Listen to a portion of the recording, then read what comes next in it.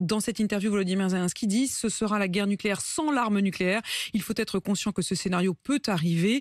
Et il précise, au moment où l'on se parle, la centrale est, je cite, aux mains de gens armés, équipés de mines et de grenades. Est-ce qu'on doit être inquiet, y compris en France aujourd'hui ?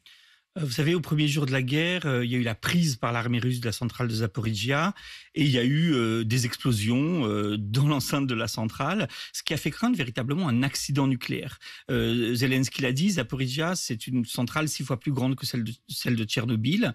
Donc, il y a un risque réel. Je crois que nous devons tous nous inquiéter très activement de ce qui se passe à Zaporijia parce qu'un accident peut arriver à chaque instant depuis plusieurs semaines. Les forces russes ont massé des troupes, gardent en otage les ingénieurs et les techniciens de la centrale qui la font fonctionner, veulent peut-être la reconnecter au territoire occupé par la Russie.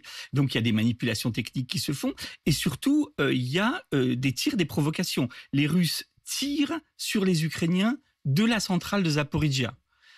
Il n'est pas impossible que certaines forces ukrainiennes aient envie de répliquer en tirant non loin de la centrale de Zaporijia. Donc des combats à proximité immédiate de cet endroit stratégique. C'est très inquiétant pour toute l'Europe, pour toutes les populations civiles. Mais pardon, c'est aussi inquiétant pour la Russie. C'est-à-dire, quel serait l'intérêt d'un Vladimir Poutine de provoquer ou de laisser arriver un accident nucléaire ? Par définition, il ne pourrait pas contrôler les limites, la zone où il y aurait des retombées. Alors, il est évident que la Russie ne souhaite pas ni une guerre nucléaire, puisqu'elle amènerait sans doute la perte de la Russie aussi, ni un accident nucléaire. Mais nous sommes à un tel niveau de radicalisation que Vladimir Poutine joue avec le feu. Il fait peur au monde entier avec un risque nucléaire.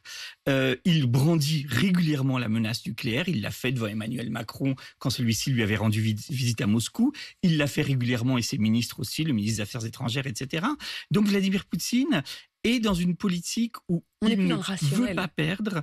Il va aux limites de ce qui est rationnel.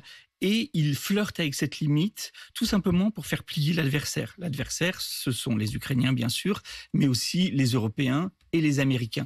Donc, la Russie ne craint pas aujourd'hui de flirter avec les limites de l'apocalyptique, finalement, pour essayer d'obtenir des gains, c'est-à-dire que l'on sécurise la centrale de Zaporijia occupée par les forces russes. Michel